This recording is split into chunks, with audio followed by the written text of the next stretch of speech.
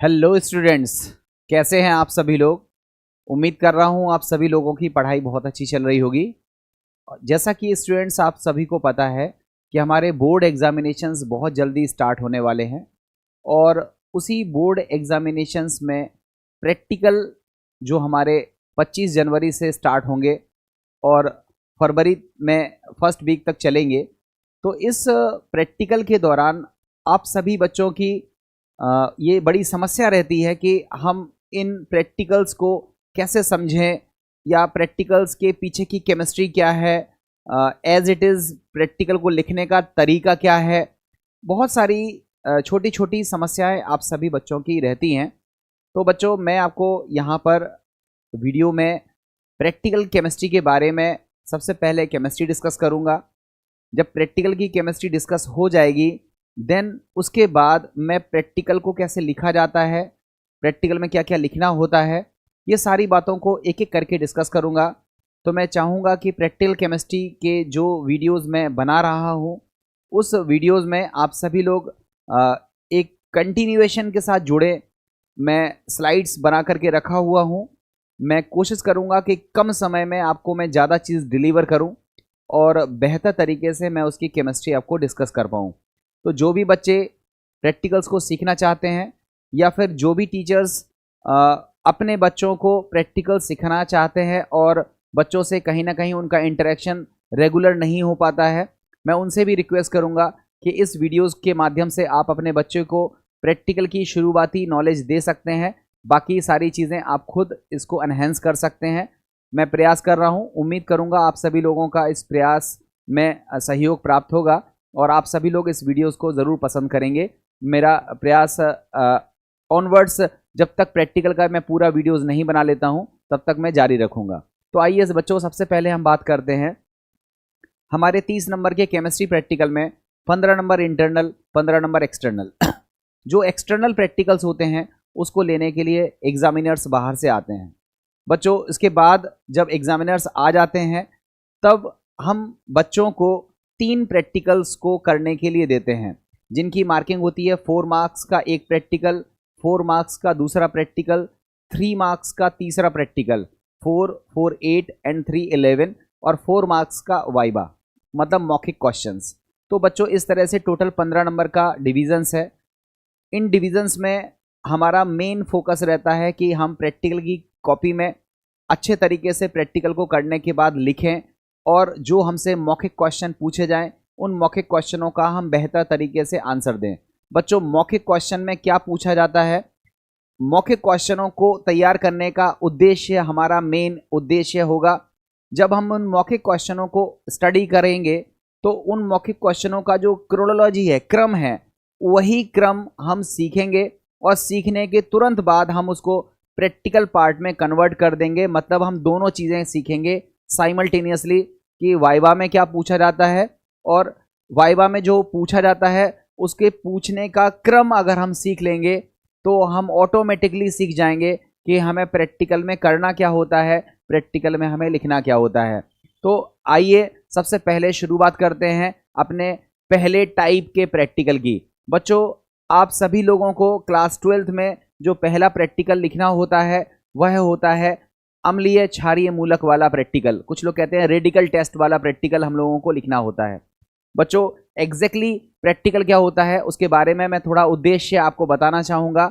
हमारा उद्देश्य होता है दिए गए लवण का विश्लेषण करके उसमें अम्लीय मूलक का पता लगाओ या क्षारीय मूलक का पता लगाओ, या यूं कहें तो हमको गुणात्मक विश्लेषण करना होता है किसका, दिए गए लवण का। हमको एक सॉल्ट दिया जाता है और हमसे पूछा जाता है कि इसमें एसिड रेडिकल निकालो और बेसिक रेडिकल निकालो।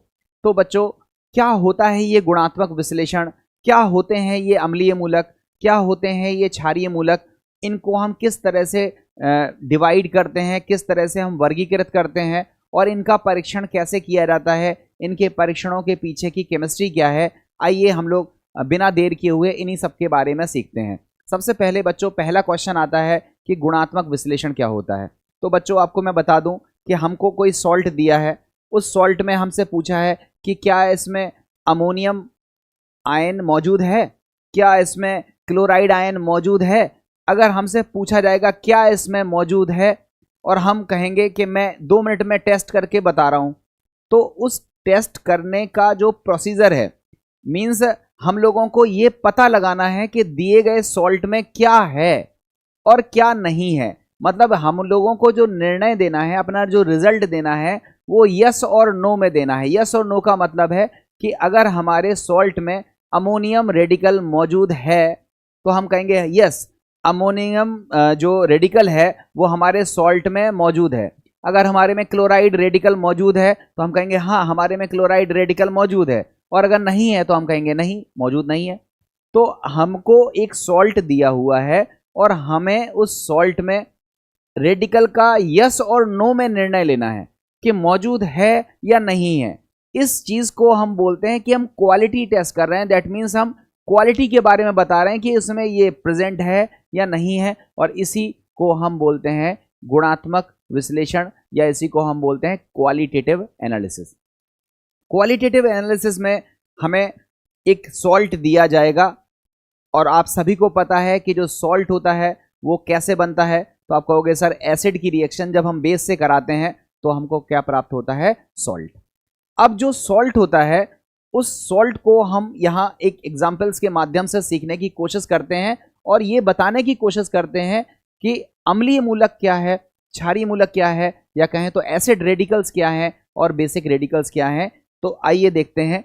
सबसे पहले हमने बोर्ड पर जो लिख रखा है उसको मैं पॉइंट करता चल रहा हूं।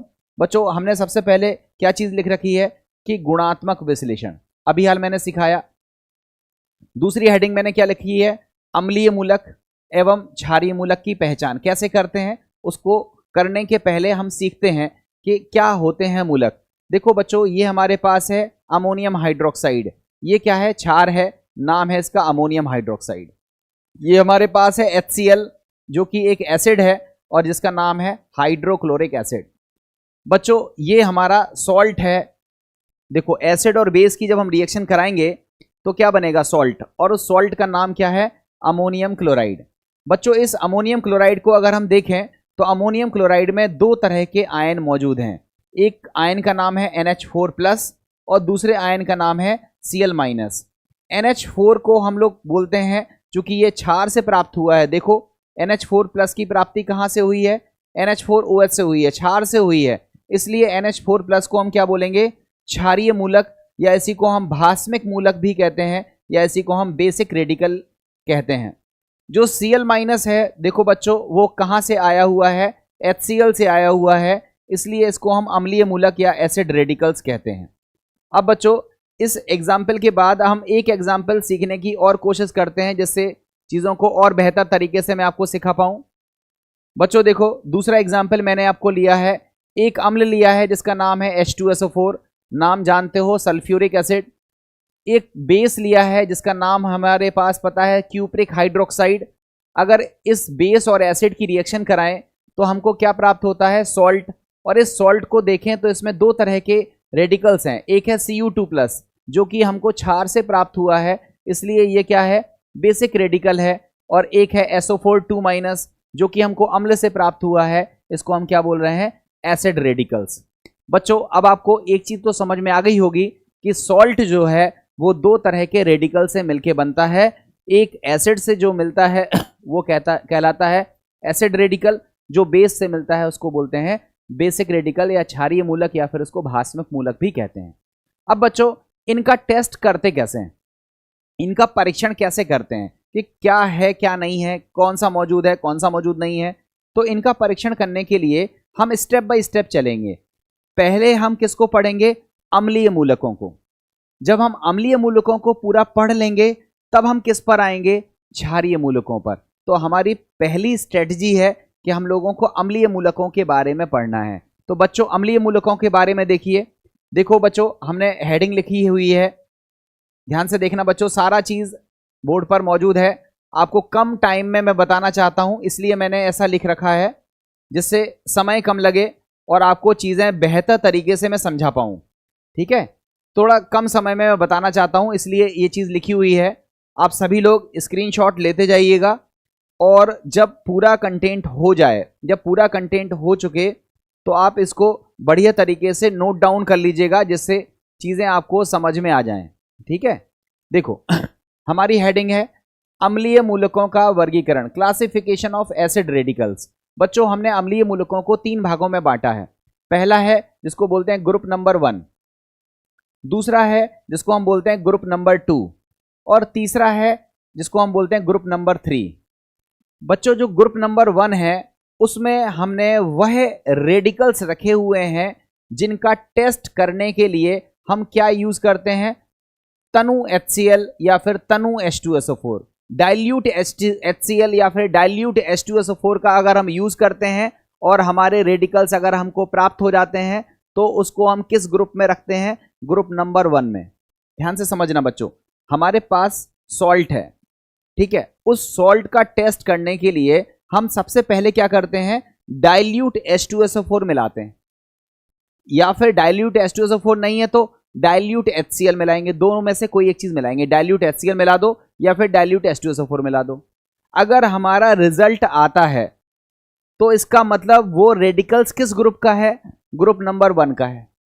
मान लो हमने डाइल्यूट H2SO4 मिलाया या डाइल्यूट HCl मिलाया और कोई रिएक्शन नहीं हुई तो इसका मतलब ग्रुप नंबर 1 प्रेजेंट नहीं है। अब जब प्रेजेंट नहीं है तो क्या होगा, हम उस सब्सटेंस को अलग रख देंगे, एक दूसरी टेस्ट ट्यूब लेंगे, उसमें फिर थोड़ा सा सब्सटेंस डालेंगे, सब्सटेंस मतलब लवण, सॉल्ट डालेंगे, और अब हम क्या मिलाएंगे, कॉन्सेंट्रेटेड सांद्र H2SO4 मिलाएंगे या सांद्र HCl मिलाएंगे। ध्यान से समझना, पहले डाइल्यूट मिलाएंगे, रिएक्शन आई या टेस्ट कुछ दिखा, रिएक्शन कुछ होते हुए दिखी तो ग्रुप नंबर 1 प्रेजेंट, और अगर रिएक्शन नहीं हुई तो हम उसको अलग कर देंगे, दूसरी बार सॉल्ट लेंगे, उसमें अब हम क्या मिलाएंगे, कॉन्सेंट्रेटेड H2SO4 मिलाएंगे, कॉन्सेंट्रेटेड HCl मिलाएंगे और देखेंगे कि क्या रिएक्शन हो रही है। अगर रिएक्शन हो रही है तो इसका मतलब ग्रुप नंबर 2 प्रेजेंट है, और अगर मान लो रिएक्शन नहीं हो रही है तो फिर हम कुछ स्पेशल टेस्ट करेंगे और उस स्पेशल टेस्ट से जो भी रिजल्ट आएंगे वो कहां पर रखेंगे, ग्रुप नंबर 3 में रखेंगे। तो बच्चों आपको एक चीज तो समझ में आ गई कि पहले हमको क्या लेना है, सॉल्ट, और सॉल्ट को लेने के बाद हमको क्या करना है, उसको आइडेंटिफाई करना है कि इसमें कौन सा अम्लीय मूलक है, और अगर अम्लीय मूलक हम लोगों को निकालने हैं तो हम क्या करेंगे, सॉल्ट का थोड़ा थोड़ा सैंपल लेंगे और पहले क्या मिलाएंगे, डाइल्यूट H2SO4 या डाइल्यूट HCl। अगर रिएक्शन हुई तो ग्रुप नंबर 1 प्रेजेंट होगा, रिएक्शन नहीं हुई अलग कर दो, दूसरी टेस्ट ट्यूब उठाओ, उसमें फिर सॉल्ट डालो, अब की क्या मिलाओ, कॉन्सेंट्रेटेड H2SO4 या कॉन्सेंट्रेटेड HCl। रिएक्शन हुई तो ग्रुप नंबर 2 प्रेजेंट होगा, और अगर रिएक्शन नहीं होती है तो फिर हम लोग कहां पर चले जाते हैं, थर्ड ग्रुप की तरफ, जहां हम स्पेशल टेस्ट परफॉर्म करेंगे और वहां स्पेशल रिजल्ट फाइंड आउट करेंगे। अब कैसे टेस्ट फाइंड आउट होते हैं उसको सीखने से पहले मैं आपको ग्रुप नंबर 1 में कौन से रेडिकल्स हैं उनको बताना चाहूंगा। बच्चों ग्रुप नंबर 1 में हमारे 5 रेडिकल्स हैं। पहला है कार्बोनेट, ठीक है, दूसरा है एसीटेट, तीसरा है सल्फाइड, चौथा है सल्फाइड और पांचवा है नाइट्राइट। ये 5 रेडिकल्स हैं जिनका टेस्ट डाइल्यूट H2SO4 से या डाइल्यूट HCl से प्राप्त होता है या निकलता है। तो इनको हमने कहां रखा है, ग्रुप नंबर 1 में। चेक कर लो, देखो ग्रुप नंबर 1 में क्या है, पहला है कार्बोनेट। सभी बच्चे इसका फॉर्मूला जरूर याद कर लें, क्योंकि कुछ बच्चों को फॉर्मूला ही नहीं आता है, वो सॉल्व करते रहते हैं, पता नहीं क्या लिखते हैं, फॉर्मूला ही गलत लिख देते हैं। तो बच्चों पहला फॉर्मूला है कार्बोनेट, जिसका सूत्र होता है CO3 बच्चों याद रखना, CO3 को हम क्या बोलते हैं, कार्बोनेट। दूसरा सूत्र होता है सल्फाइड, सल्फाइड का जो फॉर्मूला होता है वह क्या होता है, S2 को हम लोग क्या बोलते हैं, सल्फाइड। सल्फाइड के बाद तीसरा होता है सल्फाइट और सल्फाइड में कंफ्यूजन हो जाता है, तो देखो सल्फाइड का जो फॉर्मूला है वो क्या होता है, SO3 सल्फाइड के बाद हमारा जो फोर्थ है उसका नाम है नाइट्राइट का फॉर्मूला क्या होता है, NO2 और नाइट्राइट के बाद हमारा जो फिफ्थ है उसका नाम है एसीटेट का फॉर्मूला क्या होता है, CH3COO-। तो बच्चों ये हमारे हैं वह रेडिकल्स जिनका टेस्ट कब हमको प्राप्त होता है, जब हम रिएक्शन किससे कराते हैं, डाइल्यूट H2SO4 से या फिर किससे कराते हैं, डाइल्यूट HCl से। अब हम बात करते हैं ग्रुप नंबर 2 की। बच्चों ग्रुप नंबर 2 में हमारे जो रेडिकल्स रखे हुए हैं वह कौन से हैं? एक का नाम है क्लोराइड, सभी बच्चों को पता होगा क्लोराइड के बारे में। क्लोराइड का हमारा जो फॉर्मूला होता है वह कौन सा होता है? Cl-। हमारा दूसरा है जिसको हम बोलते हैं ब्रोमाइड, इसका फॉर्मूला क्या होता है? Br-। उसके बाद तीसरा होता है आयोडाइड, जिसको हम बोलते हैं I-। चौथा होता है हमारे पास जिसको हम बोलते हैं नाइट्रेट। नाइट्रेट का फॉर्मूला क्या है? NO3-। ध्यान से समझना बच्चों, ये नाइट्राइट है, NO2-। और NO3- को क्या बोलते हैं? नाइट्रेट। और नाइट्रेट के बाद हमारा पांचवा है जिसको हम बोलते हैं ऑक्सलेट। क्या बोलते हैं? ऑक्सलेट। और ऑक्सलेट का फॉर्मूला क्या होता है? C2O4 2-। बच्चों इन सब का टेस्ट जब हम करते हैं तो हमको क्या यूज करना होता है? सांद्र H2SO4 का यूज करना होता है या फिर सांद्र HCl का यूज करना होता है, इसलिए इसको हम ग्रुप नंबर 2 में रखते हैं। अब जब हम ग्रुप नंबर 3 में बात करते हैं तो इसके लिए टेस्ट थोड़ा अलग से या अलग तरह के टेस्ट होते हैं। वो टेस्ट कौन से हैं अभी बात करते हैं, बट अलग टेस्ट में हम ग्रुप नंबर 3 के रेडिकल्स को रखते हैं। वो कौन कौन से हैं? एक का नाम है सल्फेट, दूसरे का नाम है फॉस्फेट, तीसरे का नाम है बोरेट और चौथे का नाम है फ्लोराइड। तो बच्चों ध्यान से समझना, सल्फेट का फॉर्मूला होता है SO4 2-। ध्यान से समझना, गलती मत करना। देखो ये SO3 2- है, इसको बोलते हैं सल्फाइट। S के ऊपर 2- है जिसको क्या बोलते हैं? सल्फाइड। और SO4 2- को हम क्या बोलते हैं? सल्फेट। सल्फेट के बाद आता है फॉस्फेट, फॉर्मूला होता है PO4 3-। बोरेट का फॉर्मूला होता है BO3 3-। और फ्लोराइड का फॉर्मूला होता है F-। तो बच्चों ये वो टेस्ट हैं, ये वो रेडिकल्स हैं जिसको हमने कहाँ रखा है? ग्रुप नंबर 3 में रखा है। और इसके लिए हम स्पेशल टेस्ट लगाते हैं। वो स्पेशल टेस्ट क्या है अभी बात करते हैं। तो बच्चों पहले तो आप ये बताओ, इतनी बात समझ में आ गई, किसी भी सॉल्ट में ये पता लगाना कि कौन एसिड है कौन बेस है, कौन सा एसिड रेडिकल है कौन सा बेसिक रेडिकल है, इसको क्या बोलते हैं? क्वालिटेटिव एनालिसिस, इसको बोलते हैं गुणात्मक विश्लेषण। अब गुणात्मक विश्लेषण में समझने से पहले हमने कोई भी सॉल्ट उठाया और देखा कि इसका जो पॉजिटिव भाग है, जो धनात्मक भाग है, वो जनरली बेस से आता है, इसलिए उसको हम क्या बोलते हैं? Basic radical. जो नेगेटिव भाग है वह एसिड से मिलता है, इसलिए उसको हम बोलते हैं एसिडिक रेडिकल। अब हम बात करते हैं सबसे पहले एसिडिक रेडिकल्स की। तो एसिडिक रेडिकल्स को हमने 3 ग्रुपों में बांटा, group number 1, group number 2, group number 3। Group number 1 में किसको रखा? हमने उन रेडिकल्स को रखा जिनका टेस्ट करने के लिए हम क्या मिलाते हैं? डाइल्यूट H2SO4 या फिर डाइल्यूट HCl। इसमें कौन कौन से आते हैं ये सब हमने आपको बताए। ग्रुप नंबर 1 में अगर हमारा टेस्ट नहीं आ रहा है, मान लो डाइल्यूट HCl से रिएक्शन कराई, डाइल्यूट H2SO4 से रिएक्शन कराई और हमारी रिएक्शन नहीं आ रही है, तब हम कहां पर जाएंगे? ग्रुप नंबर 2 में। और अब हम सब्सटेंस में क्या मिलाएंगे? अब हम सॉल्ट में क्या मिलाएंगे? अब हम मिलाएंगे कॉन्सेंट्रेटेड H2SO4, सांद्र H2SO4 मिलाएंगे या फिर सांद्र HCl मिलाएंगे। रिएक्शन आई तो ठीक है, नहीं आती है तो फिर हम लोग कहां पर स्विच कर जाते हैं? ग्रुप नंबर 3 के स्पेशल टेस्ट लगाते हैं। और इन सारे टेस्ट लगाने के बाद आप देखोगे कि कहीं ना कहीं 1 रेडिकल आपको जरूर मिल जाता है, क्योंकि हमारा क्वेश्चन ही है, हमारा मोटिव ही है कि एक एसिड रेडिकल फाइंड आउट कम से कम करना होता है सॉल्ट में। हमको एक सॉल्ट दिया जाता है और हमसे पूछा जाता है कि एक एसिड रेडिकल पता लगाओ और एक एल्कलाइन या बेसिक रेडिकल का पता लगाओ। बच्चों जब हम डिग्री कॉलेज में जाएंगे या हायर क्लास में जाएंगे तो वहां पर एक सॉल्ट नहीं मिलेगा, बल्कि 2-3 सॉल्ट को मिक्स कर दिया जाएगा और फिर क्या बोला जाएगा कि कौन कौन से एसिड रेडिकल्स हैं वो सारे पता लगाओ। मतलब 2 एसिड रेडिकल्स पता लगाओ, 2 बेसिक रेडिकल्स पता लगाओ, या 3 एसिड रेडिकल्स पता लगाओ, 3 बेसिक रेडिकल्स पता लगाओ।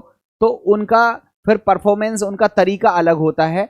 मैं अभी सिंपल तरीके से सिंपल सॉल्ट का, एक सिंगल सॉल्ट में एक एसिड रेडिकल और एक बेसिक रेडिकल्स का पता लगाने का मेथड सिखा रहा हूं। तो आई थिंक आपको एसिड रेडिकल्स का जो डिविजन्स है, जो वर्गीकरण है, जो क्लासिफिकेशन है, वो आपको समझ में आ गया होगा। अब हम लोग आगे बढ़ते हैं और आगे की चीज़ों को सीखने की कोशिश करते हैं। बच्चों ये हमारी स्लाइड नंबर 1 थी, इसमें आपको चीज़ें समझ में आ गई होंगी। अब हम लोग बात करते हैं स्लाइड नंबर 2 की। ध्यान से देखना बच्चों, बड़ा सिंपल सा मैंने ड्राफ्टिंग करी हुई है आपके लिए, जिससे आपको चीज़ें जल्दी समझ में आए। बच्चों ध्यान से समझना, जल्दी समझा पाऊँ इसलिए मैंने ये सारी चीज़ें आपके लिए नोट डाउन करके रखी हैं। अगर आपको कहीं भी दिक्कत आती है, कुछ भी दिक्कत आती है, तो आप कृपया करके इस टॉपिक में मुझे बता सकते हैं। मैं कोशिश करूंगा कि अपनी गलतियों को सुधारूं और आपको कुछ और बेहतर बताने की कोशिश करूं। देखो बच्चों, ये हमारे पास क्या है? ये हमारे पास है सॉल्ट। हमने आपको क्या बताया था? ये हमारे पास है सॉल्ट। इस सॉल्ट में हमने सबसे पहले क्या मिलाया? हमने देखो क्या मिलाया इसमें, डाइल्यूट H2SO4 मिलाया। देखो ये लिखा है डाइल्यूट H2SO4। आप चाहो तो डाइल्यूट HCl मिला सकते हो। डाइल्यूट HCl या डाइल्यूट H2SO4 मिलाया। मिलाने के बाद यहां रिएक्शन हुई और रिएक्शन होने के बाद यहां पर क्या निकली? गैस। अब वो गैस कुछ भी हो सकती है। देखो बच्चों, अगर वो गैस CO2 है तो आप देखोगे कि वो रंगहीन है और गंधहीन है। मतलब ना तो उसमें कोई कलर है, ना फिर उसमें कोई स्मेल है। मतलब अगर जैसे ही आपने H2SO4 मिलाया डाइल्यूट वाला और इसमें से गैस निकली, और वो गैस कैसी है? ना तो उसमें कोई स्मेल है, ना तो कोई उसमें कलर है, तो आपने अनुमान लगाया कि हो ना हो यार ये कौन सी गैस है? ये CO2 गैस है। फिर आपने कहा चलो ठीक है, किसी लड़के ने मिलाया और कोई गैस निकली, वो CO2 नहीं थी, मतलब वो ये वाली गैस नहीं थी। भाई रिजल्ट तो पांचों तो आएंगे नहीं, रिजल्ट आपके, रिजल्ट तो कोई एक आएगा। तो अगर कोई गैस निकली जो कैसी है? कलरलेस है, ओडरलेस है, ना तो उसमें कलर है, ना तो रंग है, ना तो उसमें स्मेल है, तो हमारा प्रिडिक्शन कहां होगा कि वो कौन सी गैस है? CO2। अगर मान लो CO2 नहीं निकली तो फिर कोई दूसरी होगी गैस। वो दूसरी गैस कौन सी होगी? कलरलेस, मगर उसकी जो स्मेल है वो कैसी है? रोटन एग जैसी है, सड़े हुए अंडे के समान है। अब कहोगे सर सड़े हुए अंडे के समान गैस कैसी होती है? तो बच्चों ये तो आपको लैब में देखना पड़ेगा। अब पहले इमेजिनेशन क्रिएट करो, स्मेल आपको समझ में आ जाएंगी, स्मेल आपके टीचर्स आपको समझा देंगे। मैं आपको केवल सिंपली ये बताना चाह रहा हूं कि अगर हमने डाइल्यूट H2SO4 मिलाया और उसमें गैस निकली जिसमें कलर तो नहीं था मगर उसकी स्मेल थी सड़े हुए अंडे के समान, रोटन एग के समान, तो हम कहेंगे कि कौन सी गैस निकल रही है? हम कहेंगे उसमें कौन सी गैस निकल रही है? H2S। मान लो किसी बच्चे ने डाइल्यूट H2SO4 मिलाया और जो गैस निकली वो H2S भी नहीं थी, तो फिर उसका रिजल्ट कैसा उसको देखने के लिए मिला कि गैस तो कैसी थी? कलरलेस, रंगहीन थी, मगर इसकी जो स्मेल थी वो तीव्र थी, तीखी गंध वाली थी, जलते हुए गंधक के समान थी, पंगेंट स्मेल की तरह थी। और अगर ये वाली स्मेल आपको प्राप्त होती है जलते हुए गंधक के समान तीखी गंध वाली अगर गैस निकलती है जो कि कलरलेस है, तो वो गैस कौन सी होगी? SO2। तो वो कौन सी गैस होगी? SO2। अगर मान लो किसी बच्चे की SO2 गैस भी नहीं निकली तो वो चौथी गैस निकलेगी, फोर्थ गैस निकलेगी। फोर्थ गैस कैसी होगी? भूरे रंग की तीव्र गंध वाली गैस होगी। अगर वो भूरे रंग की गैस होगी तो वो कौन सी गैस होगी? NO2। मान लो किसी की भूरे रंग की गैस भी नहीं निकली तो फिर एक नई गैस निकलेगी जो कि रंगहीन होगी, मगर इसकी स्मेल कैसी होगी? सिरके के समान होगी, और वो गैस किसकी होगी? CH3COOH की होगी। तो इन पांचों में से कोई ना कोई रिजल्ट आपको मिल जाएगा, या हो सकता है कि कोई भी रिजल्ट आपको ना मिले। ध्यान से सुनना, हमने क्या बोला? हमने सबसे पहले क्या लिया? सॉल्ट, और उस सॉल्ट में क्या मिलाया? Dilute H2SO4। अब डाइल्यूट H2SO4 मिलाने के बाद हमने क्या देखा कि या तो रिएक्शन होगी या रिएक्शन नहीं होगी। अगर रिएक्शन नहीं है तो ये पांचों चीजें उसमें प्रेजेंट नहीं है, पांचों चीजें प्रेजेंट नहीं है, रिएक्शन ही नहीं हो रही है। और अगर मान लो हमने डाइल्यूट H2SO4 मिलाया और मिलाने के बाद हमें कुछ देखने के लिए मिला कि भाई वो कौन सी गैस है जो निकल रही है, तो वो गैस कोई एक होगी ना। वो कौन सी होगी? वो हो सकता है रंगहीन गंधहीन हो, वो हो सकता है रंगहीन हो मगर सड़े हुए अंडे के समान हो, वो हो सकता है रंगहीन हो और उसकी जो गंध है वो जलते हुए गंधक के समान तीखी गैस हो, दम घोटने वाली गैस हो। वो हो सकता है कि भूरे रंग की गैस हो, या वो हो सकता है कि रंगहीन हो और गंध कैसी हो? सिरके जैसी हो। कुछ ना कुछ तो होगा, जब रिएक्शन हो रही है तो कुछ ना कुछ तो दिखेगा। अब पांचों चीजें नहीं दिखेंगी, दिखेगी कोई एक चीज। तो जो चीज आपको दिखे आप वहीं से आगे बढ़ोगे। हम मान लेते हैं कि CO2 गैस निकल रही है, रंगहीन गंधहीन गैस निकल रही है। वो गैस आपने कहा कि ये गैस कौन सी है? CO2।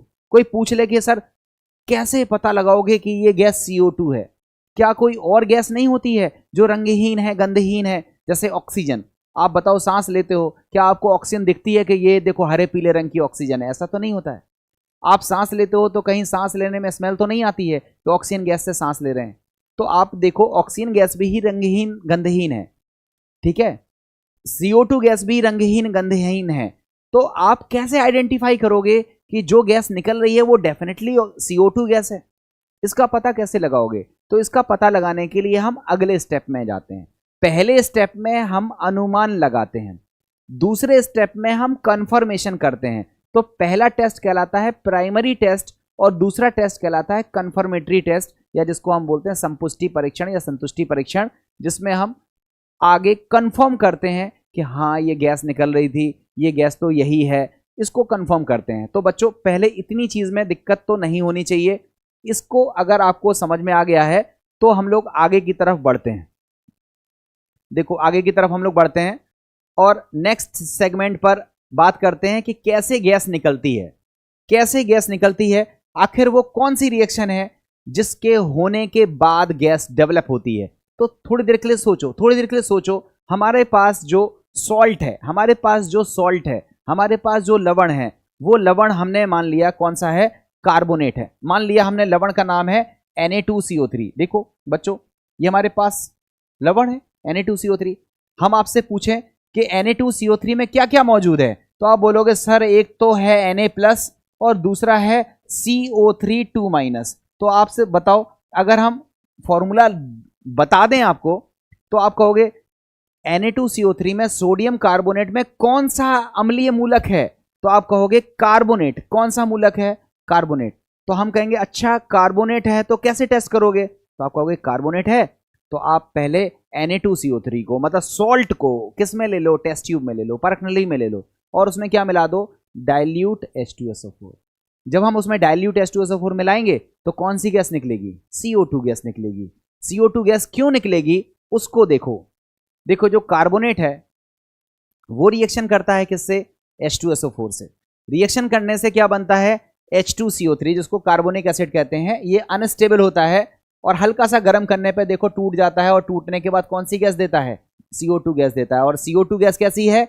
रंगहीन है, गंधहीन है, और वो गैस आपको प्राप्त होती है।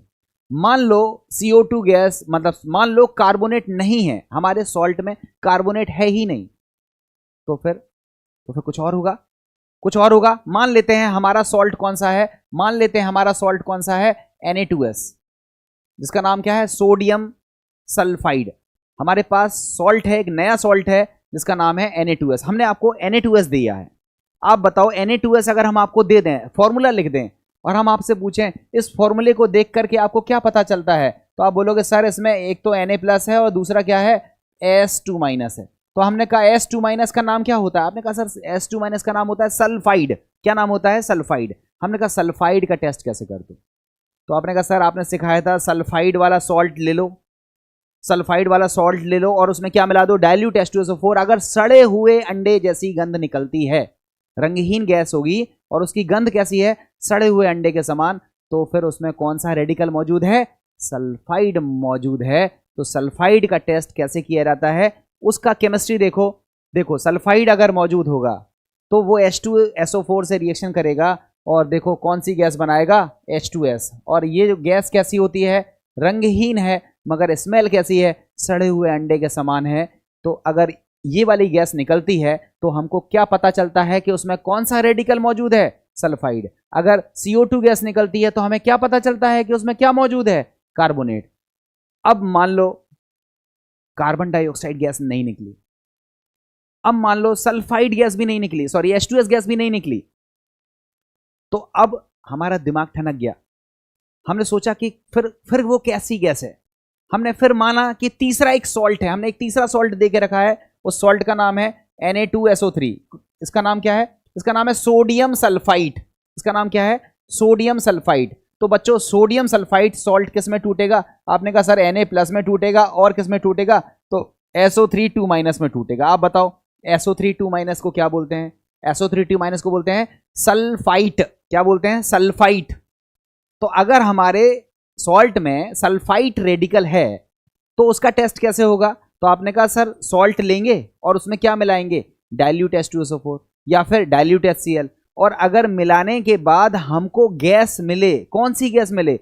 जो कैसी हो? रंगहीन हो, मगर जिसकी गंध कैसी हो? जलते हुए सल्फर के समान तीखी गंध हो, सूंघने के बाद आपको गले में एकदम दम घुटने वाली गंध की फीलिंग आए, तो इसका मतलब वो गैस कौन सी है? सल्फर डाइऑक्साइड गैस है। वो गैस कैसे बनती है? तो आप देखो उसकी केमिस्ट्री कि जब SO3 2- जो है वो H2SO4 के साथ जब रिएक्शन करता है तो रिएक्शन के बाद क्या मिलता है? H2SO3 ये अपघटित हो जाता है और एट लास्ट हमको क्या देता है? SO2 gas. और यही SO2 गैस कैसी है? जलते हुए सल्फर के समान है, तीखी गंध वाली गैस है, दम घोटने वाली गैस है। और इस गैस का मिलना इस बात का इंडिकेशन है कि हमारे सॉल्ट में क्या मौजूद है? हमारे सॉल्ट में मौजूद है SO3 2-।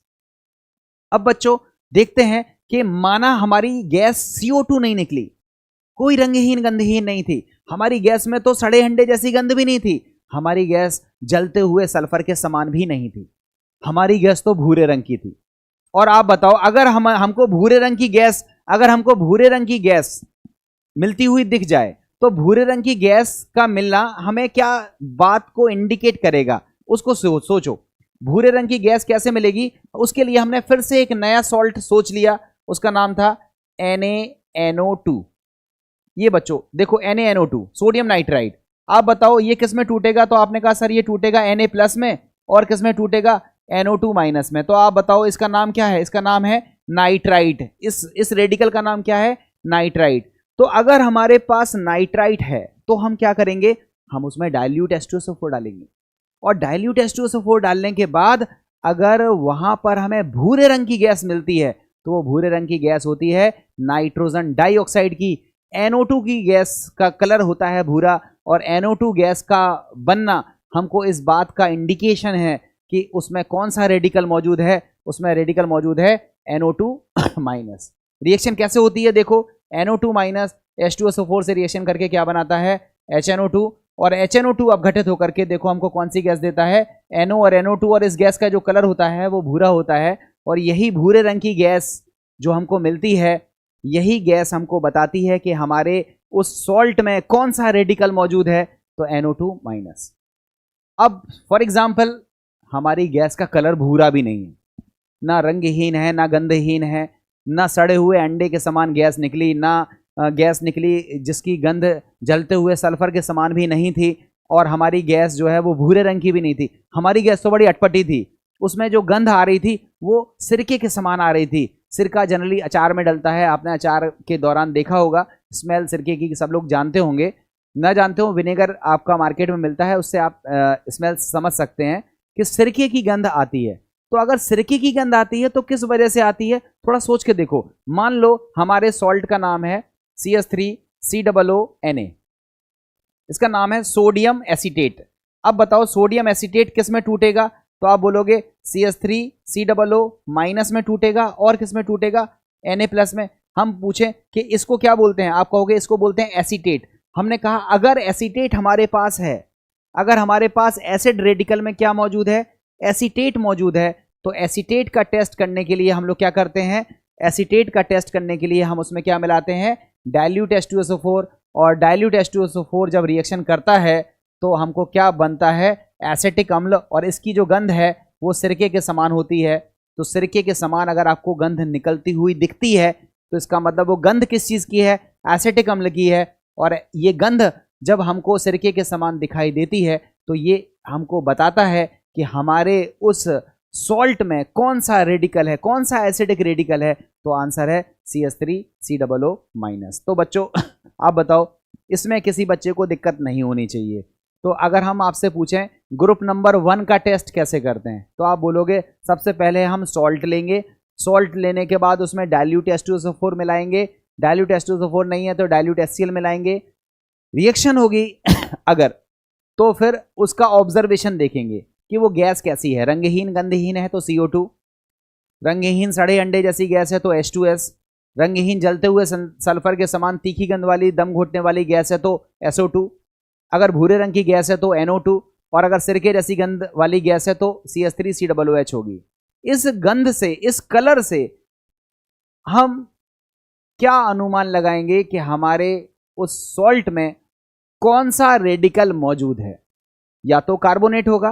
कार्बोनेट कब होगा? जब CO2 गैस निकलेगी। सड़े हुए अंडे के समान गैस निकल रही है तो कौन सा रेडिकल होगा? सल्फाइड। अगर जलते हुए गंधक के समान गैस निकल रही है तो वो कौन सा रेडिकल होगा? सल्फाइड। अगर भूरे रंग की गैस निकल रही है तो क्या होगा? नाइट्राइट। और अगर सिरके के समान गैस निकल रही है तो उसमें कौन सा होगा? एसीटेट। तो इससे हमारा प्राइमरी टेस्ट हो जाता है, शुरुआती टेस्ट हो जाता है। इसको बोलते हैं test number 1, primary test. It is not a confirmatory test. ये संपुष्टि परीक्षण नहीं है, इसको अभी हम फर्दर टेस्ट करेंगे। कोई कहे ये गैस CO2 है तो मान थोड़े ना लेंगे कि CO2 गैस है, हमें उस गैस को प्रूफ करना पड़ेगा कि CO2 गैस है तो कैसे है। तो इसी चीज को हम लोगों को आगे प्रूफ करना पड़ेगा। तो आइए देखते हैं अपनी नेक्स्ट स्लाइड में, जहां पर हम आगे कुछ फर्दर टेस्ट की बात करने वाले हैं। बच्चों ध्यान से सीखो, बहुत अच्छे तरीके से इसको बनाने में काफ़ी टाइम लगता है। मैंने आपके लिए बड़े आसान शब्दों में बताने की कोशिश करी है। ध्यान से सुनो, आप केवल मेरी बातों को केवल सुन के एक बार हल्की सी रीडिंग लगा लोगे तो ये सारी चीज़ें आपको दिक्कत नहीं करेंगी, बड़े आराम से समझ में आ जाएंगी। तो बच्चों देखो, हमारा जो टॉपिक है उसका नाम है टेस्ट ऑफ कार्बोनेट। मतलब हम कार्बोनेट का परीक्षण करते कैसे हैं, टेस्ट ऑफ कार्बोनेट क्या होता है। तो बच्चों पहले आप सीख लो कार्बोनेट का टेस्ट हम कैसे करते हैं। नॉर्मली आप सुन लो, केमिस्ट्री उसके बाद आपको बोर्ड पर लिखी हुई मैं दिखा दूंगा। केमिस्ट्री को आप सीख जाओगे, थोड़ा सा पहले समझने की कोशिश करना। हमने कहा कार्बोनेट का टेस्ट कैसे करेंगे, तो आपने कहा सर सबसे पहले हम सॉल्ट लेंगे जिसमें कार्बोनेट हो। फॉर एग्जाम्पल हमने ले लिया Na2CO3, ये देखो Na2CO3 ले लिया, देखो इसमें कार्बोनेट तो मौजूद है। तो जब हमारे पास कार्बोनेट वाला कोई सॉल्ट है तो उसमें हम क्या डालेंगे? Dilute H2SO4। डाइल्यूट H2SO4 डालने के बाद हमको कौन सी गैस मिलेगी? रंगहीन गंधहीन गैस मिलेगी, जिसको हमने अनुमान लगाया कि ये गैस कौन सी है? CO2 गैस है। जब ये गैस निकलेगी तो ठीक उसी तरह से निकलती है जैसे पेप्सी वगैरह की बोतल्स को आप खोलते हो तो झाग के साथ गैस निकलती है, वो गैस आपको निकलती हुई दिखेगी। ये एक्सपेरिमेंट आप घर पे भी कर सकते हो। बच्चों नींबू देखा होगा, नींबू में होता है सिट्रिक अम्ल, ठीक है। और घरों में देखा होगा खाने वाला सोडा आपने घरों में यूज़ किया होगा, या धावन सोडा आपके घरों में होगा। तो नींबू में अगर उस धावन सोडा को थोड़ा डालो तो वो बुदबुदाहट के साथ, झाग के साथ कुछ गैस निकलती हुई दिखाई देती है, वो गैस होती है CO2 गैस। तो खैर वो तो आपके घर का एक्सपेरिमेंट है, नॉर्मली आप कर लीजिएगा। बट हमारे पास यदि कोई सॉल्ट है जिसमें कार्बोनेट रेडिकल्स मौजूद है, तो अगर हम उसमें डाइल्यूट H2SO4 मिलाएंगे तो पहले तो गैस निकलेगी CO2। हमें ये कंफर्म करना है कि ये गैस CO2 है, तो हम पहले उसकी स्मेल लेंगे। उसमें स्मेल नहीं होगी, उसमें कलर नहीं होगा। हाँ, अगर उसको हम चूने के पानी में भेज देंगे, चूने का पानी मतलब कैल्शियम हाइड्रोक्साइड के सोल्यूशन में अगर हम उसको भेज देंगे तो हम क्या देखेंगे? चूने के पानी का जो कलर है वो कैसा हो गया? दूधिया हो गया, मिल्की हो गया। तो कार्बन डाइऑक्साइड गैस को चूने के पानी में भेजने पर उसका कलर कैसा हो जाता है? दूधिया हो जाता है, मिल्की हो जाता है। और अगर गैस को ज़्यादा मात्रा में भेज दें तो उसका दूधिया कलर क्या हो जाता है? गायब हो जाता है। तो आपसे पूछा जाता है कि बताओ बच्चों कौन सा रेडिकल आपने अपनी प्रैक्टिकल की कॉपी में लिखा हुआ है या निकाला हुआ है? तो आप कहते हो सर हमने कार्बोनेट निकाला हुआ है। वो आपसे पूछता है कार्बोनेट का सूत्र बताओ, तो आप कहते हो सर CO3 2-। तो आपसे वो पूछता है अच्छा बताओ कार्बोनेट का टेस्ट आपने कैसे किया? तो आप क्या कहते हो? सबसे पहले हमने कार्बोनेट वाले सॉल्ट को टेस्ट ट्यूब में लिया, उसमें डाइल्यूट H2SO4 मिलाया, CO2 गैस मिली जो कि रंगहीन गंधहीन थी। हमने अनुमान लगाया कि इसमें कार्बोनेट हो सकता है। जो गैस हमको मिली उस गैस को हमने प्रवाहित कर दिया। कहाँ प्रवाहित कर दिया? चूने के पानी में। चूने के पानी में प्रवाहित करने के बाद हमने देखा कि चूने के पानी का रंग दूधिया हो गया, और ज़्यादा मात्रा में अगर हमने गैस प्रवाहित कर दी तो चूने के पानी का जो दूधिया रंग हो गया था वो गायब हो गया। तो आपसे नेक्स्ट क्वेश्चन पूछा जाता है कि भाई वो दूधिया रंग क्यों हो जाता है, मिल्की कलर वो क्यों आ जाता है?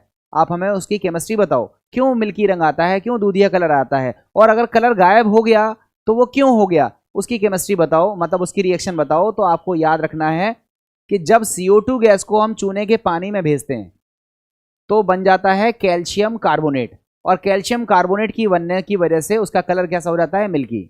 जब हम ज्यादा मात्रा में CO2 गैस भेजते हैं तो वही कैल्शियम कार्बोनेट CO2 से फर्दर रिएक्शन कर लेता है और बनाता है कैल्शियम बाइकार्बोनेट, और कैल्शियम बाइकार्बोनेट बनने की वजह से उसका जो मिल्की कलर आ गया था वो क्या हो जाता है, गायब हो जाता है। केमिस्ट्री देखो आप रिएक्शन के फॉर्म में, देखो ये हमारे पास सॉल्ट है जिसमें कार्बोनेट है, फॉर एग्जांपल हमने उस सॉल्ट का नाम रख दिया Na2CO3।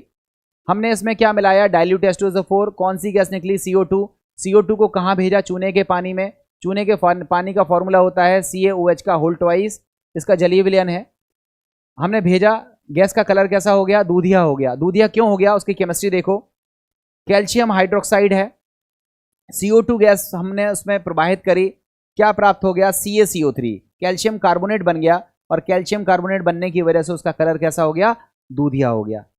आगे अगर फिर से गैस प्रवाहित और करते रहोगे, ज्यादा मात्रा में गैस प्रवाहित करोगे तो क्या बन जाएगा, कैल्शियम बाइकार्बोनेट बन जाएगा, और बाइकार्बोनेट का कलर नहीं होता है, मींस दूधिया कलर गायब हो जाएगा। वो घुलनशील होता है, घुल जाएगा। कैल्शियम कार्बोनेट घुलनशील नहीं होता है, इसलिए अघुलनशील होने की वजह से उसका कलर कैसा आ जाता है, दूधिया आ जाता है। तो ये कार्बोनेट का टेस्ट है।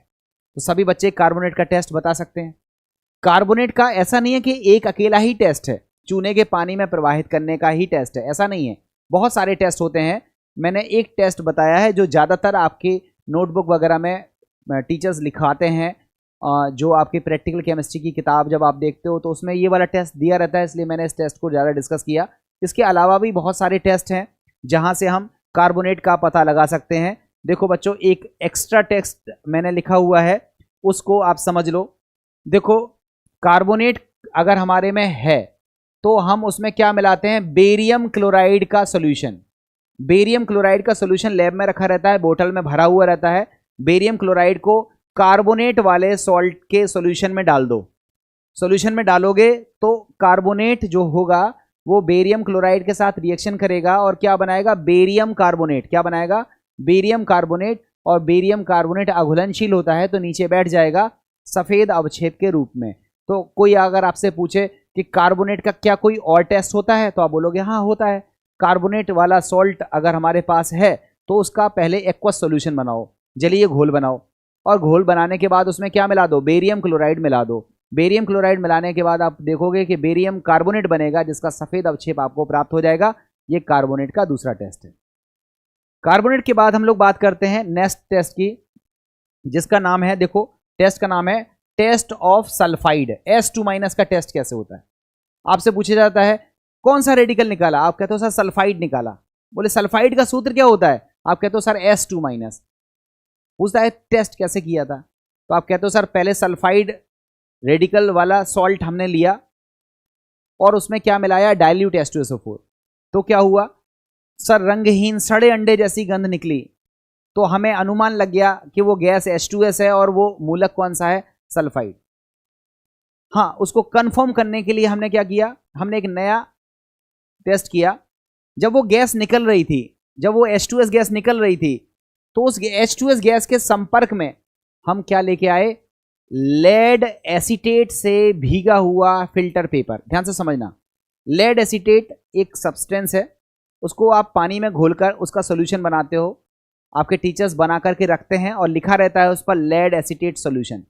लेड एसीटेट का सॉल्यूशन आप थोड़ा सा गिराते हो, कहाँ पर, फिल्टर पेपर के ऊपर, और आपका फिल्टर पेपर तैयार हो जाता है, जिसको आप कहते हो लेड एसीटेट से भीगा हुआ फिल्टर पेपर।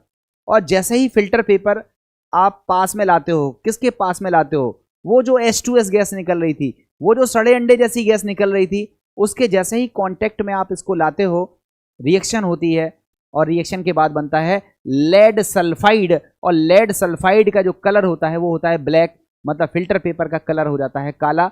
और फिल्टर पेपर का कलर अगर काला हो गया तो इसका मतलब है कि उसमें कौन सा रेडिकल मौजूद था, उसमें सल्फाइड रेडिकल मौजूद था। और उसका केमिस्ट्री आप देखो, यहां पर समझ में आ जाएगा। देखो बच्चों, सल्फाइड रेडिकल का जो टेस्ट है उसको आप आराम से, इसको इत्मीनान से देखो। देखो हमारे पास सॉल्ट है, मान लिया सॉल्ट का नाम क्या है, Na2S, सल्फाइड वाला है सॉल्ट। इसमें हमने क्या मिलाया, डाइल्यूट H2SO4। रिएक्शन से कौन सी गैस निकली, H2S। इस H2S गैस के लिए हमने क्या मिलाया, लेड एसीटेट से भीगा हुआ फिल्टर पेपर। पहले तो ये जो H2S गैस थी ये रंगहीन और सड़े अंडे जैसी वाली गैस थी, इसमें हमने क्या मिलाया, लेड एसीटेट से भीगा हुआ फिल्टर पेपर मिलाया तो आप देखो फिल्टर पेपर ब्लैक हो गया। फिल्टर पेपर एफपी मतलब फिल्टर पेपर ब्लैक हो गया, और फिल्टर पेपर ब्लैक होने का मतलब है कि उसमें कौन सी गैस निकल रही थी, H2S। और H2S गैस कब निकलेगी, जब इसमें कौन सा रेडिकल होगा, सल्फाइड। तो ये सल्फाइड का कंफर्मेटरी टेस्ट है। आप अगर लेड एसीटेट आपकी लैब में नहीं हो, लेड एसीटेट एक्चुअली थोड़ा सा कॉस्टली नहीं होता है, आसानी से मिल जाता है, तो लेड एसीटेट का ही टेस्ट आपकी लेबोरेटरी में कराया जाता है। सिल्वर नाइट्रेट ये बहुत अच्छा केमिकल है, इससे बहुत सारे टेस्ट निकल के आते हैं, मगर सिल्वर नाइट्रेट थोड़ा कॉस्टली होता है, इसलिए सभी लोग सिल्वर नाइट्रेट का टेस्ट नहीं करते हैं। आप चाहो तो सिल्वर नाइट्रेट की सहायता से भी आप सल्फाइड को कंफर्म कर सकते हो। सिल्वर नाइट्रेट का घोल आप फिल्टर पेपर पर डालो तो सिल्वर नाइट्रेट से भीगा हुआ फिल्टर पेपर भी आप टेस्ट के तौर पर यूज कर सकते हो। जब सिल्वर नाइट्रेट से भीगे हुए फिल्टर पेपर के कांटेक्ट में कौन सी गैस आएगी, H2S गैस आएगी, तो रिएक्शन से क्या बनेगा, AgS बनेगा, सिल्वर सल्फाइड बनेगा, और उसका कलर भी कैसा होता है, काला होता है। तो काले रंग का फिल्टर पेपर तब भी हो जाएगा, चाहे सिल्वर नाइट्रेट का यूज करो तो भी फिल्टर पेपर काला हो जाएगा, और लेड एसीटेट से करो तो भी फिल्टर पेपर कैसा हो जाएगा, काला हो जाएगा। इक्वेशन आपके सामने है। H2S गैस की रिएक्शन होती है जब AgNO3 से, तो देखो बनता है Ag2S जिसका कलर होता है काला, इसको बोलते हैं सिल्वर सल्फाइड। और H2S की रिएक्शन जब लेड एसीटेट से होती है तो बनता है PbS लेड सल्फाइड, और इसका कलर भी कैसा होता है, काला होता है। तो बच्चों आपने दो टेस्ट देख लिए, एक टेस्ट देखा कार्बोनेट का, एक टेस्ट देखा सल्फाइड का। उम्मीद है कि आपको इतनी चीज समझ में आ गई होगी। तो बच्चों इसके आगे के टेस्ट हम लोग वीडियो नंबर 2 में कवर करेंगे। बहुत लंबा वीडियो मैं नहीं बना रहा हूँ, मैं कोशिश कर रहा हूँ कि सारी चीज़ों को, सारी केमिस्ट्री को आपको धीरे धीरे डिस्कस करता चलूँ। आप केवल जुड़े रहिए, और अगर आपको कोई डाउट्स हैं तो पूछिए, कोशिश करूँगा बताने की।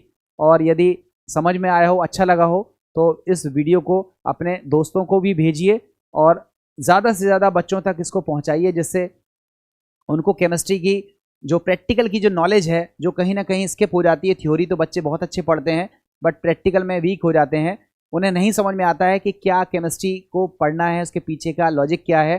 तो उसको आप भेजें, ज़्यादा से ज़्यादा बच्चों तक इसकी पहुंच बढ़ाएं, इसी उम्मीद के साथ थैंक यू वेरी मच। अगले वीडियो में फिर इसके आगे मुलाकात आपसे जल्दी करता हूं।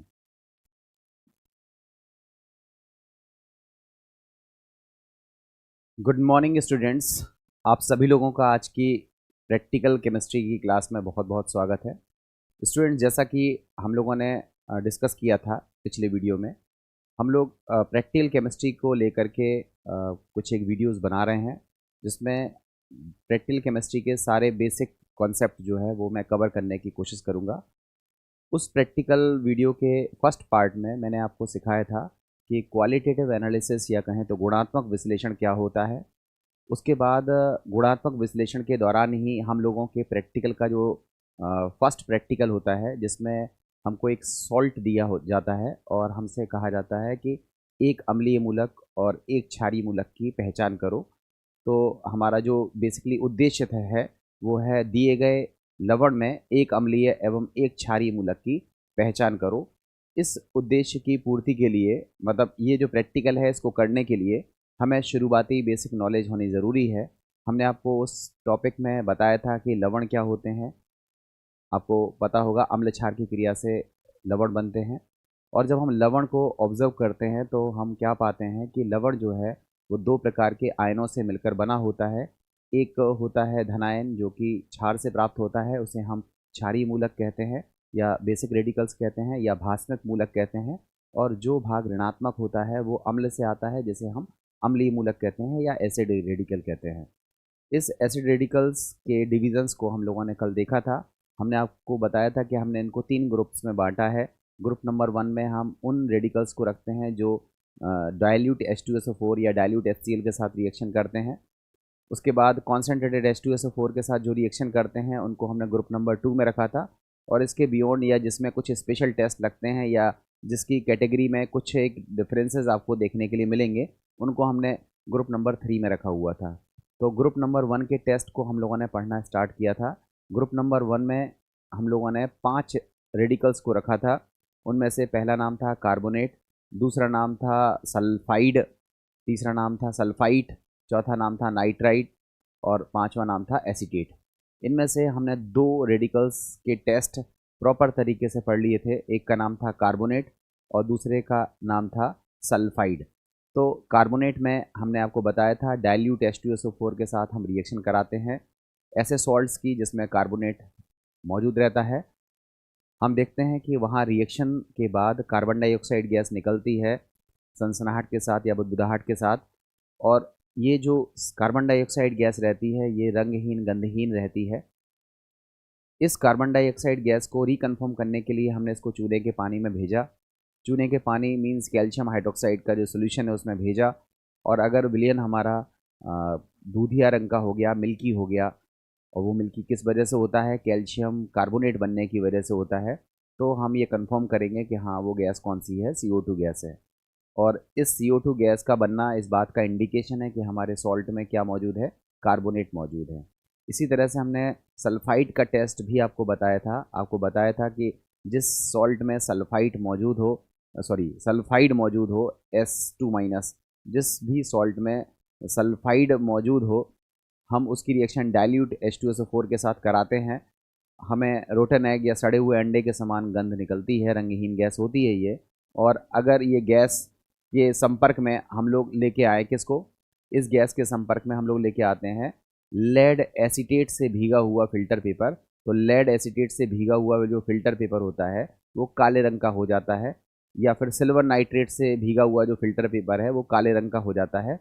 इससे कंफर्म हो जाता है कि हमारे उस सॉल्ट में सल्फाइड रेडिकल जो है वो मौजूद है। ये बच्चों जो स्लाइड थी, लास्ट स्लाइड, वो आपके सामने दिख रही है।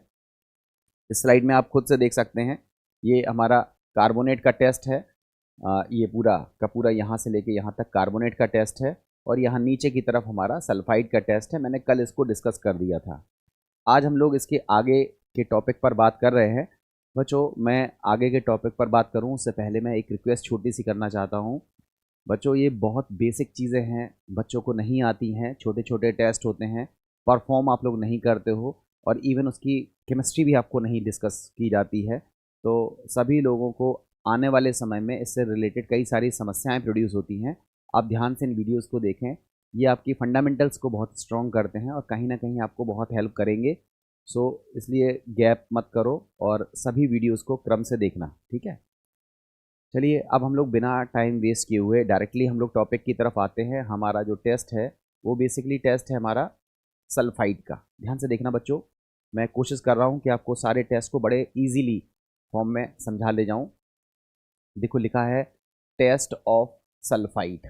सल्फाइड दैट मीन्स जिसका फॉर्मूला होता है SO3 2-, इसे हम बोलते हैं सल्फाइड। बच्चों, सल्फाइड का टेस्ट कैसे किया जाता है उसका तरीका समझो आप। हमारे पास कोई भी सॉल्ट है ना, हमारे पास कोई भी सॉल्ट है। फॉर एग्जांपल हमने मान लिया Na2SO3 है, Na2SO3 है, Na2SO3 है। तो आप खुद से देख लो, Na2SO3 में ये जो SO3 है ये बेसिकली किस फॉर्म में है, SO3 2- के फॉर्म में है। दैट मीन्स ये सल्फाइड रेडिकल्स इसमें मौजूद है। हमें कंफर्म करना है कि सल्फाइड है। तो बच्चों, टेस्ट को देखो, हम लोग 3 टेस्ट यहाँ पर सीक्वेंशियल वे में बोलेंगे, ध्यान से सुनना। पहला टेस्ट है कि सबसे पहले हम सॉल्ट लेते हैं। कौन सा सॉल्ट लेते हैं, जिसमें सल्फाइड रेडिकल रहता है। उसकी रिएक्शन हम किससे कराते हैं, उसकी रिएक्शन हम कराते हैं डाइल्यूट H2SO4 से।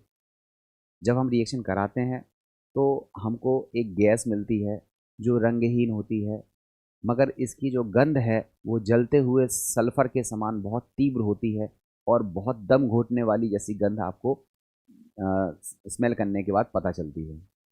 तो ये गैस जो है वो कौन सी गैस होती है, सल्फ़र डाइऑक्साइड गैस। तो हम क्या बोलते हैं कि हमने सॉल्ट लिया, उस सॉल्ट में हमने डाइल्यूट H2SO4 मिलाया, और डाइल्यूट H2SO4 मिलाने के बाद अगर SO2 गैस निकलती है, जिसकी पहचान मैंने हल्की सी आपको हिंट करी है, अगर SO2 गैस निकलती है तो उसमें कौन सा रेडिकल मौजूद रहता है, सल्फाइड मौजूद रहता है, SO3 2- मौजूद रहता है।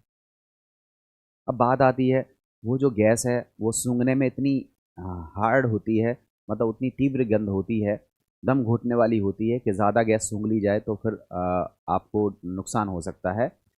तो जनरली बच्चे क्या है सूंघने में या स्मेल करने में थोड़ा सा झिझकते हैं, वो सूंघते नहीं हैं। उनसे कहो कि लो सूंघ के देखो, तो वो सांस रोक लेते हैं और उसके बाद वो प्रिटेंड करते हैं, ऐसा बहाना करते हैं हाँ उनको आ गया है। तो इसको कंफर्म कैसे करें, मतलब हम कैसे पता लगाएं कि वो गैस सल्फर डाइऑक्साइड है, खासकर उन बच्चों के लिए जिनको सूंघना बिल्कुल पसंद नहीं है, जो खराब गैस नहीं सूंघ सकते हैं। तो ऐसा करने के लिए हमारे पास दो टेस्ट होते हैं, जिसको अपन लोग कहते हैं कन्फर्मेटरी टेस्ट या जिसको हम बोलते हैं संपुष्टि परीक्षण।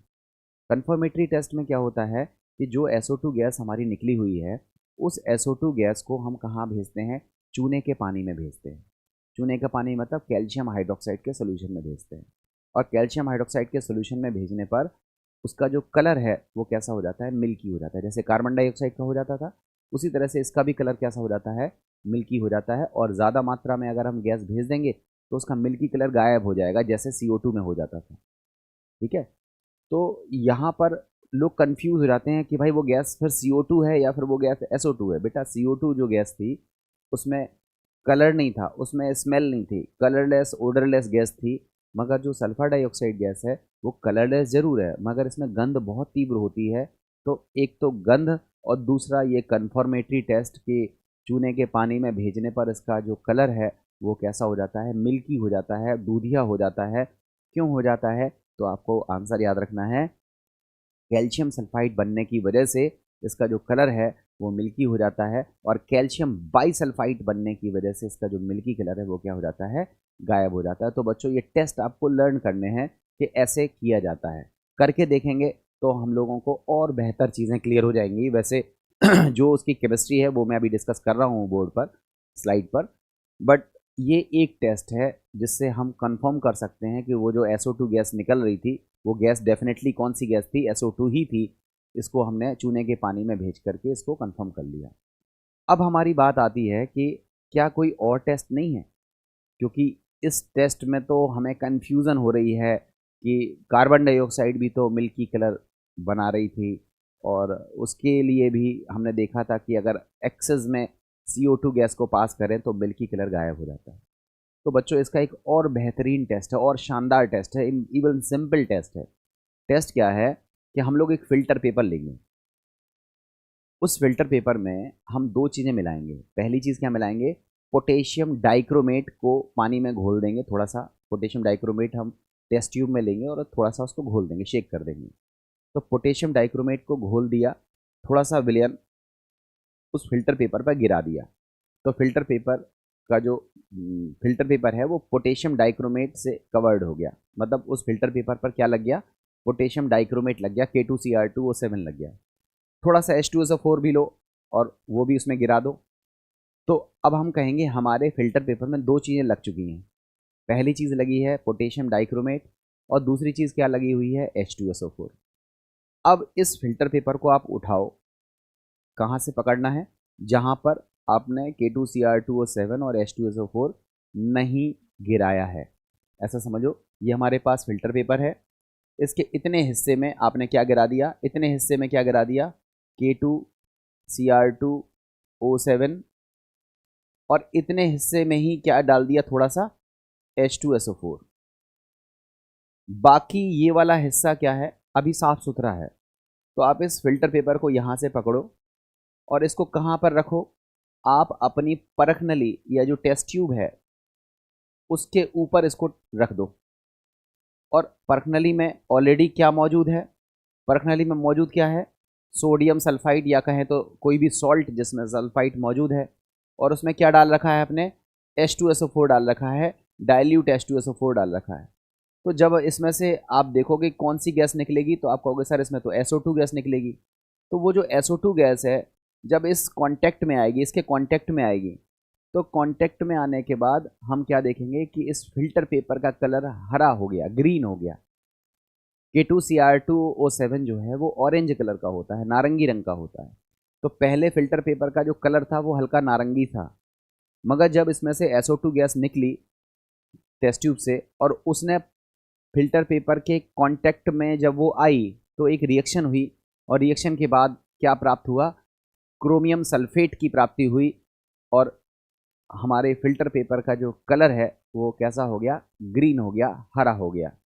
तो इस टेस्ट से भी हम कंफर्म कर सकते हैं कि वो जो गैस निकल रही थी वो गैस कौन सी थी, सल्फर डाइऑक्साइड गैस थी। तो बच्चों, सल्फर डाइऑक्साइड गैस की पुष्टि आपने दो तरह से करी।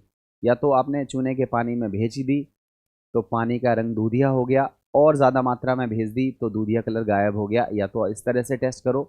दूसरा टेस्ट अगर आप इस तरह से नहीं करना चाहते हो तो आपको टेस्ट करने का दूसरा तरीका है, पोटेशियम डाइक्रोमेट और H2SO4 से भीगा हुआ फिल्टर पेपर आप उसी परखनली के संपर्क में रखो, तो जो SO2 गैस निकल रही थी वो इसके साथ रिएक्शन करती है और इस फिल्टर पेपर का जो कलर है वो ग्रीन कर देती है, हरा कर देती है। अगर ऐसा हुआ तो हम लोग कहते हैं कि हाँ, कौन सा टेस्ट कन्फर्म हो गया, हम कहते हैं कि सल्फाइड जो है वो रेडिकल उसमें मौजूद है। सल्फाइड का ये कन्फर्मेटरी टेस्ट है। आइए देखते हैं इसकी केमिस्ट्री। ठीक है, इसकी केमिस्ट्री को देख लेते हैं। बच्चों ध्यान से देखना, बिल्कुल सरल चीज़ है, आप बड़े आराम से इत्मीनान से देखो। मैंने जितनी भी चीज़ें बनाई हुई हैं वो आपको समझने के लिए बनाई हुई हैं।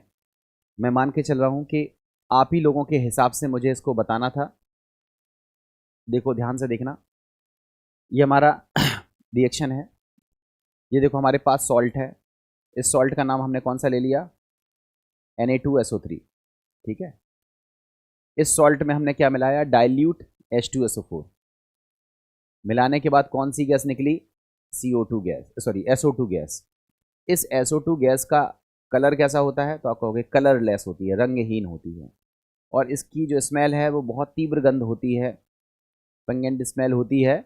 और इस गंध को आप कहते हो जलते हुए सल्फर के समान तीव्र गंध वाली गैस निकलती है। और इस गैस को कंफर्म करने के लिए हमारे पास 3 टेस्ट हैं।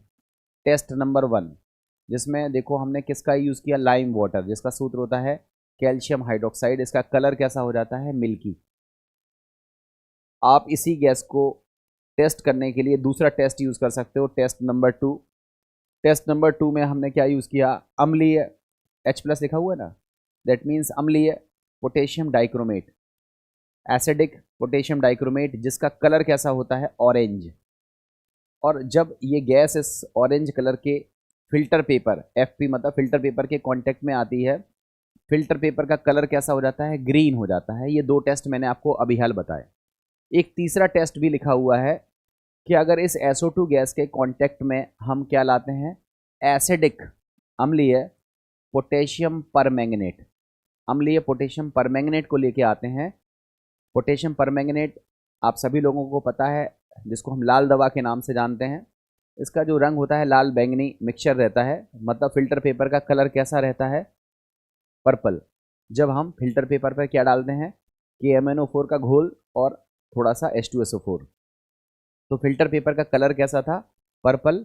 और जब SO2 गैस उसके कांटेक्ट में आती है, टच करती है, तो हम क्या देखते हैं कि फिल्टर पेपर कैसा हो जाता है, कलरलेस हो जाता है। ठीक है, कलरलेस हो जाता है, या प्रैक्टिकली जब ऑब्जर्व करते हैं तो हल्का पिंक हो जाता है, कलरलेस हो जाता है, या फिर उसका कलर हल्का होता जाता है, कलरलेस की तरफ स्विच करता जाता है। तो आपने देखा ये 3 टेस्ट होते हैं। ये तीनों टेस्ट किसके हैं, SO2 गैस के टेस्ट हैं, जो कि कब निकलती है, जब हमारे सॉल्ट में क्या मौजूद हो, हमारे सॉल्ट में क्या मौजूद हो, सल्फाइट मौजूद हो, तब जाकर के ये टेस्ट जो है वो देखने के लिए प्राप्त होता है। जब सल्फाइट मौजूद होगा रेडिकल, तब ऐसा होगा। अब ऐसा होता किस वजह से है, उसके लिए बच्चों आप समीकरण को देखो। देखो समीकरण को देखो, बड़े सिंपल सिंपल समीकरण है। पहला देखो टेस्ट में क्या लिखा हुआ है, ये हमारे पास है पोटेशियम डाइक्रोमेट। जब इसकी रिएक्शन हम कराते हैं H2SO4 से, तो आपको पता है क्या मिलता है, नेसेंट ऑक्सीजन, नवजात ऑक्सीजन मिलता है। साथ में बनता है K2SO4 Cr2SO4 का होल थ्राइस प्लस 4H2O। फिर ये जो नेसेंट ऑक्सीजन है, ये सल्फर डाइऑक्साइड जो गैस निकल रही थी उसके साथ रिएक्शन करती है, उसको बदल देती है सल्फर ट्राइऑक्साइड में। और फिर ये जो सल्फर ट्राइऑक्साइड है ये H2O के साथ रिएक्शन करती है और क्या बनाती है, H2SO4। आप केवल इतना देखो कि K2Cr2O7 था, इस पूरी रिएक्शन के चलते उसका परिवर्तन किस में हो गया, Cr2SO4 के होल थ्राइस में, और इसका कलर होता है नारंगी, इसका कलर होता है हरा, तो हमारे फिल्टर पेपर का जो कलर है वो ग्रीन हो जाता है। केमिस्ट्री यहाँ देखो, complete reaction, potassium dichromate react करता है H2SO4 से, मतलब फिल्टर पेपर में ये लगा हुआ था, और उसके कांटेक्ट में कौन सी गैस आती है, सल्फर डाइऑक्साइड गैस आती है, और सल्फर डाइऑक्साइड गैस आने के बाद क्या बनता है, K2SO4, और साथ में बनता है क्रोमिक सल्फेट, और इस क्रोमिक सल्फेट का कलर कैसा होता है, ग्रीन। इसी वजह से फिल्टर पेपर का कलर ग्रीन हो जाता है। आप इसके बाद दूसरा टेस्ट देख सकते हो। देखो दूसरे टेस्ट में हमने पोटेशियम परमैंगनेट वाला टेस्ट बताया है। आप सेपरेट रिएक्शन देख सकते हो, KMnO4 H2SO4 से रिएक्शन करेगा, क्या बनाएगा, MnSO4। ये होता है रंगहीन, ये होता है रंगहीन। तो KMnO4 का रंग कैसा था, बैंगनी, लाल बैंगनी था। जब इसकी रिएक्शन हमने H2SO4 से कराई तो ये बदल गया किस में, रंगहीन मैग्नेस सल्फेट में, और साथ में नेसेंट ऑक्सीजन निकली। वो नेसेंट ऑक्सीजन को कंज्यूम करने के लिए कौन सी गैस थी, SO2, जो कि बदल गई SO3 में, और SO3 ने जल के साथ रिएक्शन करके क्या बनाया, H2SO4। इन शॉर्ट अगर हम इन तीनों रिएक्शनों को कंबाइन करें, जोड़ें, तो हमारा क्या निकल के आता है, KMnO4 का रिएक्शन सल्फर डाइऑक्साइड से जब हम कराते हैं तो हम लोगों को प्राप्त होता है K2SO4। ठीक है, मैं यहाँ पर एक चीज़ लिखना भूल गया, इसको सही कर लेना, +3 मोल्स ऑफ H2SO4 मैंने लिखा नहीं है, इसको सही कर लेना। तो KMnO4 जब सल्फर डाइऑक्साइड के साथ रिएक्शन करते हैं तो क्या बनता है, MnSO4, और MnSO4 कैसा होता है, कलरलेस होता है, इसलिए कलर जो है वो इसका गायब हो जाता है। लास्ट टेस्ट है, चूने के पानी में अगर हम सल्फर डाइऑक्साइड गैस भेज देते हैं तो क्या बनता है, कैल्शियम सल्फाइड, और ये इसकी वजह से कलर कैसा हो जाता है, मिल्की हो जाता है या दूधिया हो जाता है। तो बच्चों ये हमारा सल्फाइड का टेस्ट था।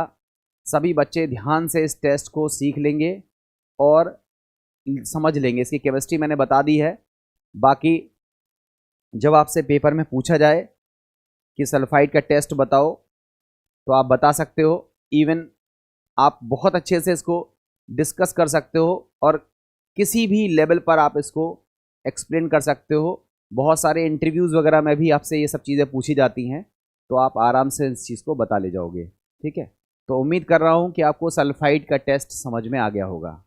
अब बच्चों हम लोग आगे की तरफ चलते हैं। बच्चों आगे की तरफ चले उससे पहले मैं आपको बता दूं, ये पोटेशियम डाइक्रोमेट है, ये पोटेशियम परमैंगनेट है, ये दोनों ही आपके 12th क्लास के सिलेबस में है, पोटेशियम डाइक्रोमेट और पोटेशियम परमैंगनेट। तो ये जो रिएक्शन है ये तो आपको वैसे भी पढ़नी है।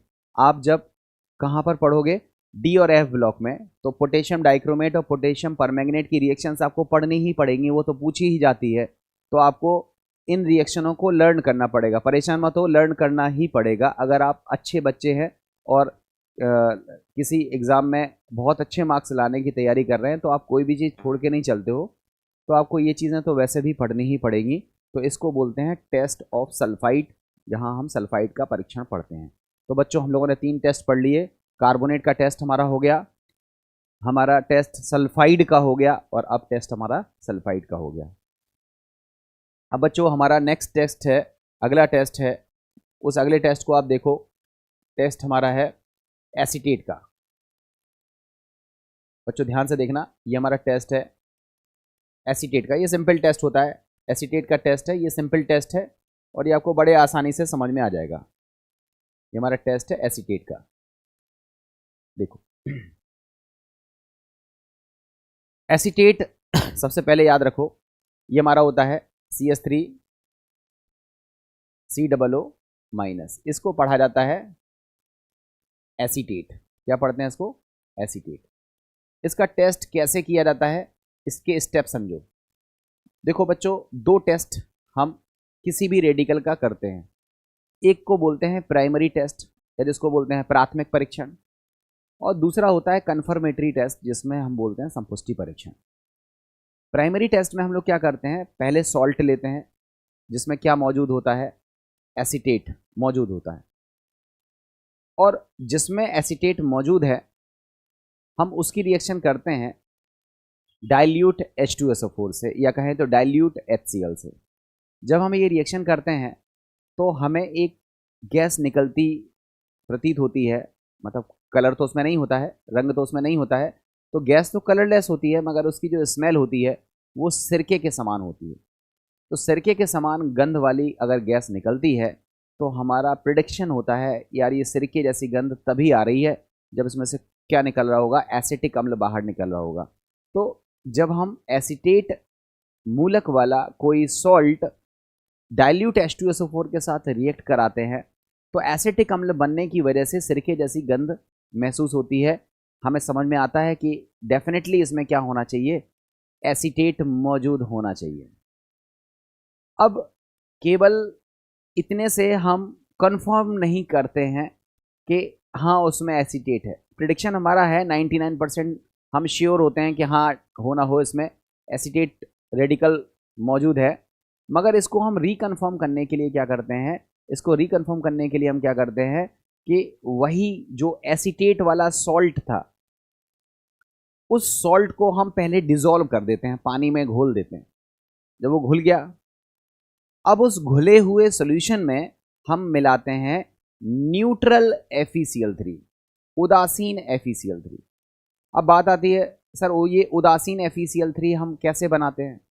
तो बच्चों उदासीन FeCl3 बनाने का तरीका ये होता है कि एक फ्रेश अलग से टेस्ट ट्यूब लो, उसमें फेरिक क्लोराइड का सोल्यूशन आप रख लो। फेरिक क्लोराइड का सोल्यूशन आपकी लैब में बना हुआ रहता है। आप फेरिक क्लोराइड का सोल्यूशन भर के उसमें थोड़ा सा डाल दो और 2 3 4 ड्रॉप 5 ड्रॉप आप उसमें अमोनियम हाइड्रोक्साइड का मिलाओ। जब आप अमोनियम हाइड्रोक्साइड का ड्रॉप मिलाओगे तो तब तक आपको अमोनियम हाइड्रोक्साइड मिलाना है जब उसमें रेड ब्राउन प्रेसिपिटेट बनना स्टार्ट जैसे ही होगा तुरंत रोक देना है। मतलब फेरिक क्लोराइड बेसिकली हल्का अम्लीय होता है और उसमें हम NH4OH मिलाते हैं तो उसको न्यूट्रलाइज करने की कोशिश करते हैं, और जैसे ही न्यूट्रलाइज हो जाता है तो हम कहते हैं फेरिक क्लोराइड का हमारा उदासीन विलयन बन गया। तरीका ये है।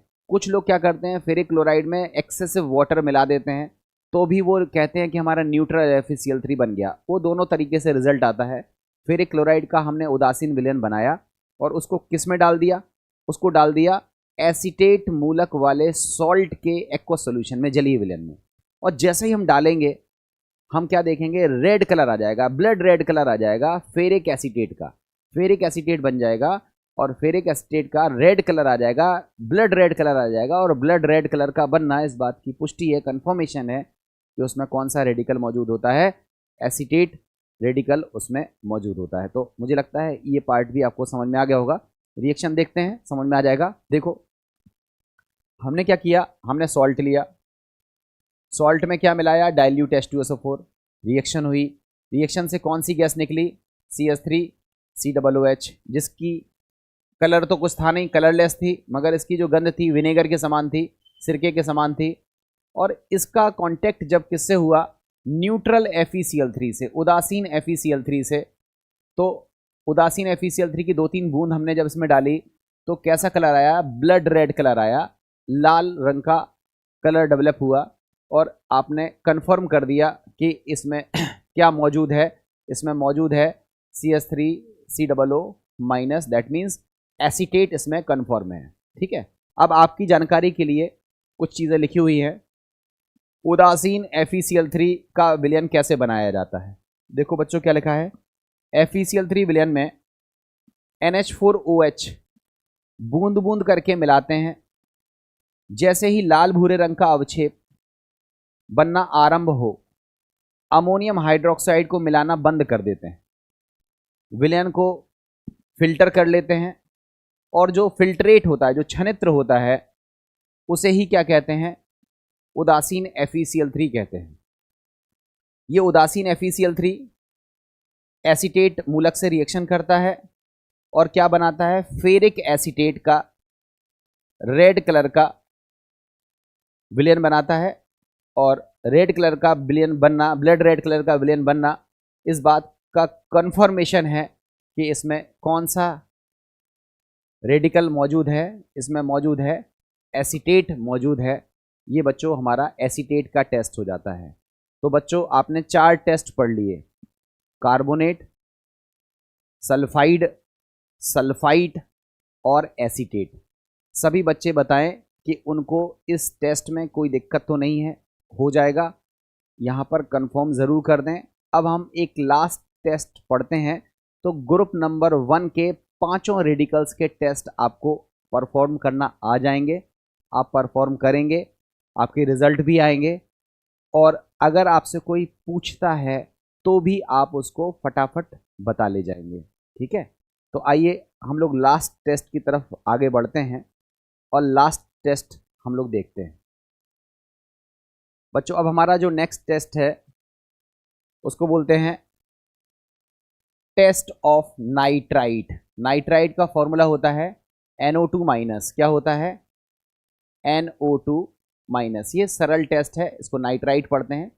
इसमें बहुत आसान सा टेस्ट है बच्चों। इसकी शुरुआती टेस्ट को मैंने कल ही डिस्कस किया था कि हम सबसे पहले क्या लेंगे, एक सॉल्ट लेंगे। उस सॉल्ट में क्या मौजूद होगा? नाइट्राइट। फॉर एग्जाम्पल हमने क्या ले लिया? NaNO2। ये देखो NaNO2, इसमें क्या मौजूद है? नाइट्राइट है। ठीक है, अब हम इसकी रिएक्शन कराएंगे किससे? डाइल्यूट H2SO4 से या फिर डाइल्यूट HCl से। इसमें क्या होता है? एक भूरे रंग की गैस निकलती है। वो भूरे रंग की गैस किस चीज़ की होती है?